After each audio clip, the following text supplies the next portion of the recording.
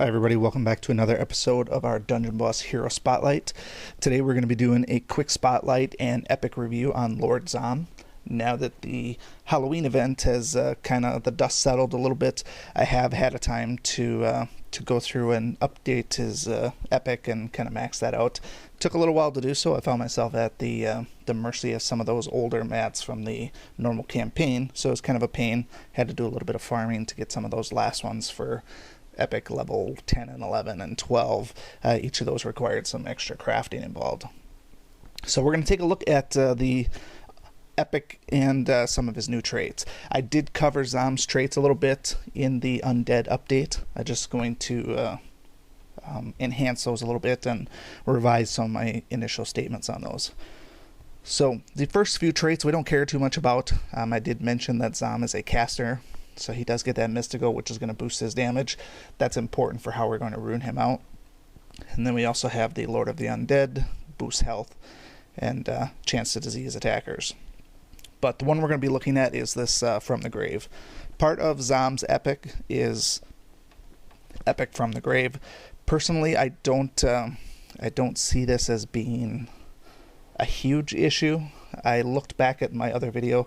I've also looked at my other account, and for what I can see, most of these minions that are summoned enemies already start powered up. I'll have to double check on my lower account to see if that is indeed the case. I'll have to do some testing on that, but for the most part, the Epic From the Grave passive is likely only going to apply to certain types of heroes, maybe. I looked back at my other video, and I saw one with a tank, and the taunt was up right away. I saw it with the warrior one that had the skullcracker one, and that was up already as well. So you might have to look at this one yourself. If you have Zomm but don't have his epic yet, go ahead and run some dungeons with him and see what comes up. But I feel like this here isn't really that much of an improvement. But again, this isn't really much as far as the epic goes. The epic is mostly for stats in this case here and the effect. So when you max out Zomm's epic, you get 30% defense, 20% attack, and 10% crit. The 30% defense is going to play a huge role in how you use Zomm. For the most part, Zomm's main purpose at this point here is going to be sort of like a beast team now. You want to keep Zomm alive at all costs. And so what that means for a lot of people is loading up his rune loadout with a couple of bulwarks for the purple, Aegis for the green, and maybe Aegis or planning for the blue rune. And then the red rune, you could maybe throw tactics on there.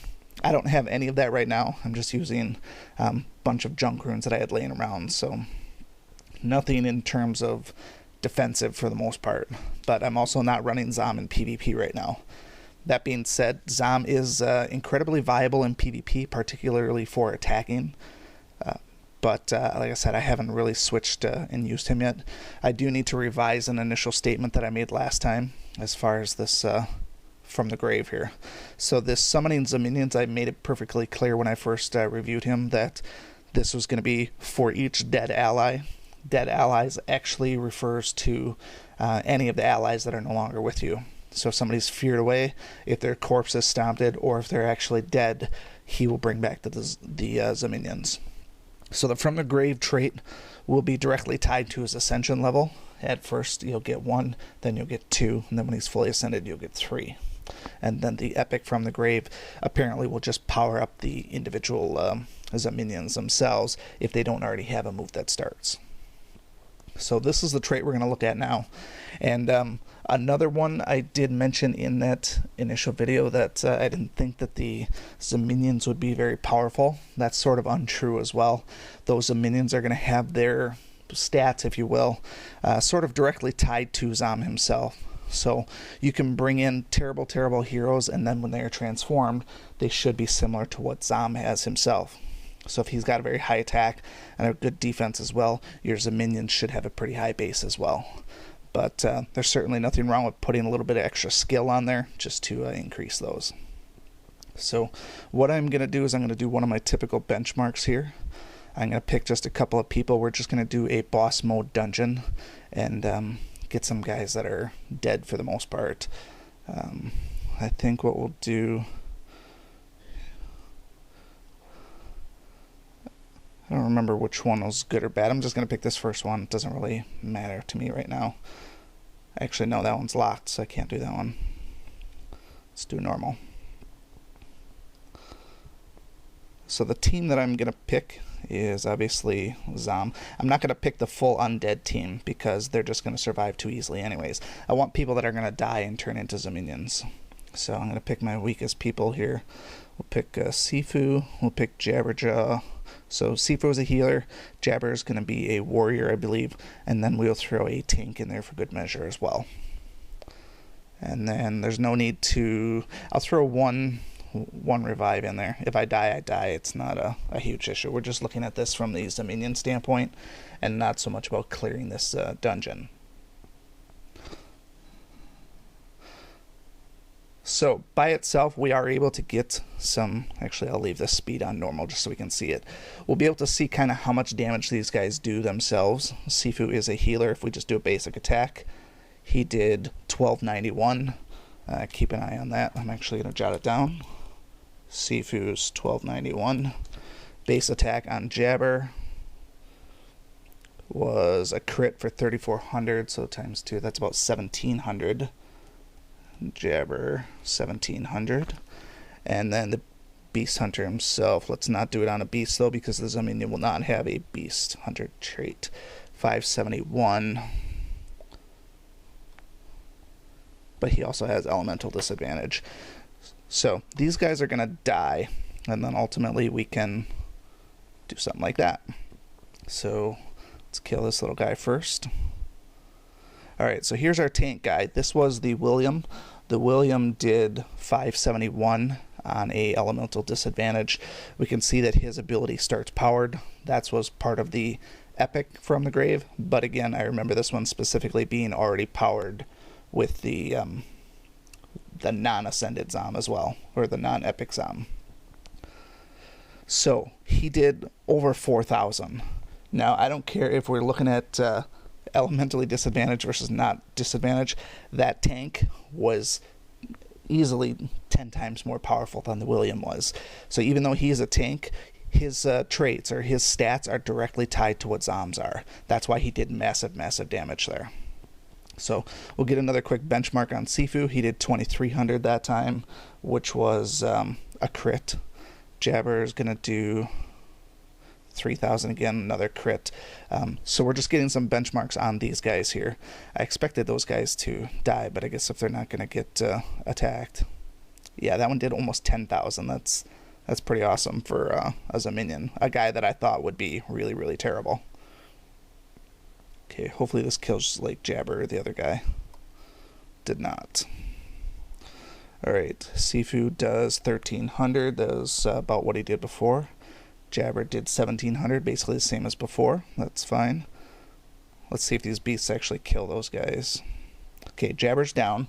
So Jabber's normal attack was 1700 on both accounts. And he attacked the back guy, so I'm going to save that. Alright, so compared to 1700, his new attack now is 4000 base, which was roughly 3 times that. So pretty decent.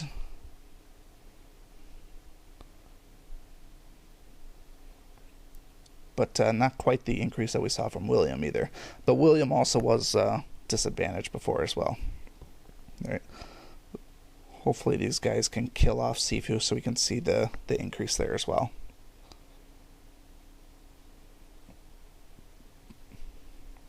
Alright, Sifu's dead. We have to attack the 64 beast. That was kind of the benchmark for him. So he is a caster now. Notice he's got the caster. What does that mean for him? He does not get the mystical trait like other casters. Actually, he's not truly a caster. He's just a... Oh, he was a healer. That's right, not a caster.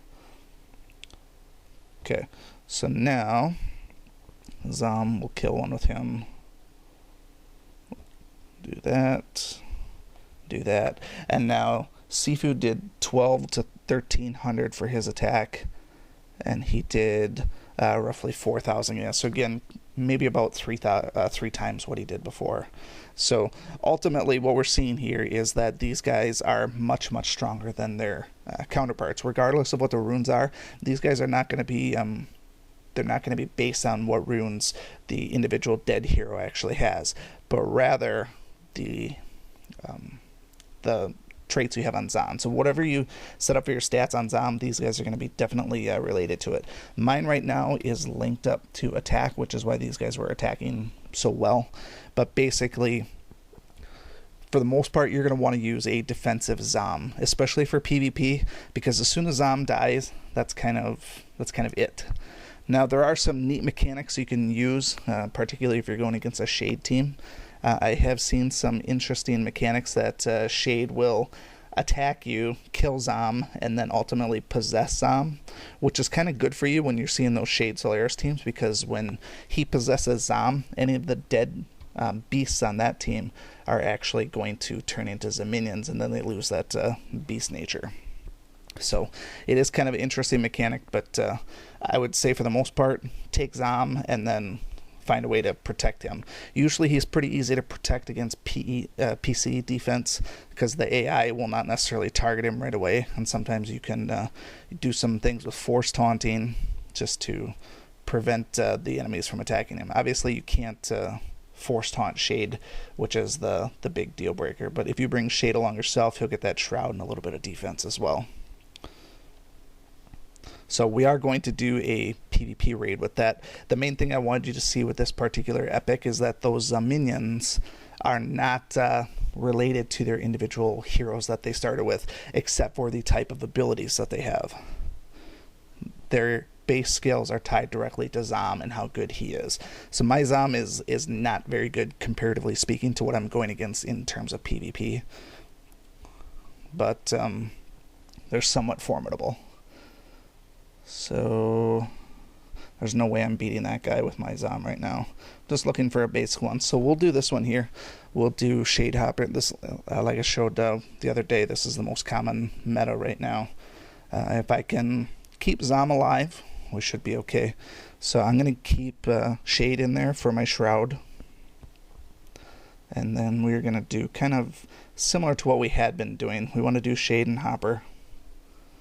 And then we're not going to do Solaris just yet. We're actually going to do Echo. And then we'll do Zomm.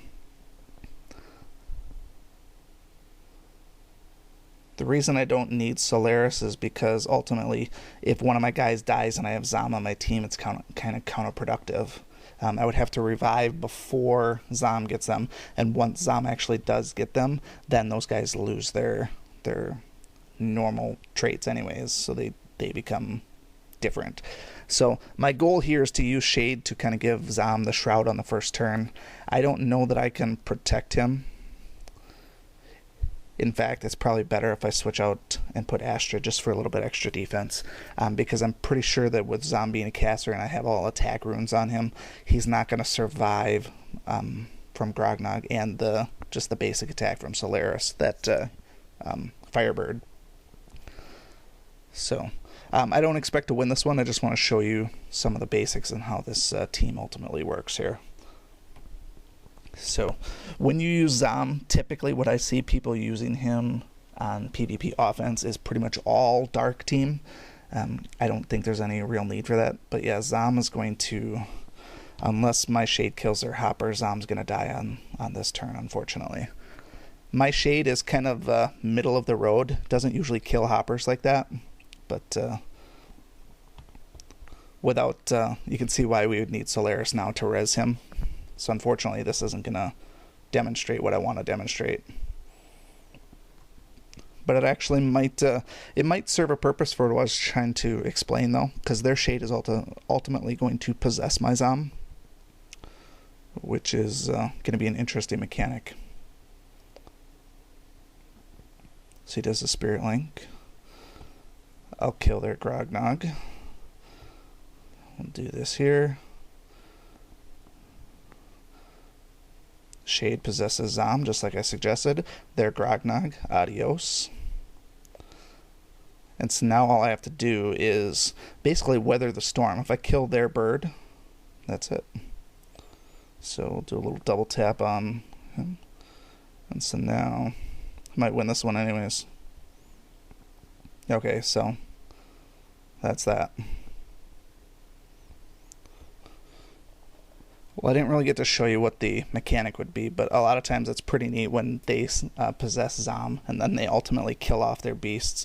But we got our streak started again, so I'm not going to do too many raids with this particular Zomm because I need to switch over the runes to defensive.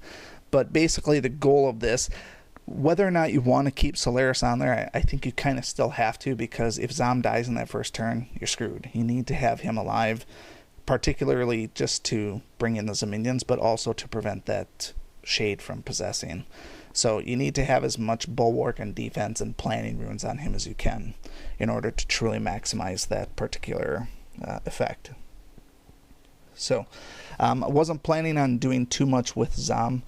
If you want to see more with Zomm-based teams, you can certainly send me a message. I'll be happy to do some particular offenses and defense. The most common defense that I see is pretty much a dark defense. You're going to see Shade, Hopper, Shadow Blade, and Zomm. I've seen some people try to use undead on defense. Personally, I think they're very easy to beat. If you use pretty much any version of Ember, Shade, and Hopper, Zomm team is dead, because you kill Zomm on the first turn and there's no Zomm minions. That's it. So there's some pretty strong Hansukes out there, but for the most part, an all undead team is a fool's errand for both PvP offense and defense. As far as PvP offense goes, bringing in Zomm, it's kind of hit or miss. It depends on the team you're going against. I don't think Zomm is necessarily the answer to Shade, Hopper, Solaris +1. But Zomm definitely can be an answer to an all-beast team.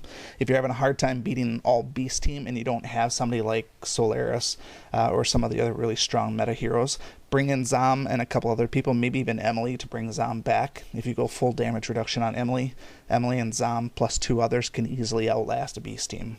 So if you want to see anything specific, like I said, just leave a comment below.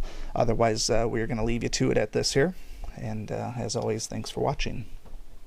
Thank you so much for watching this video and supporting my channel.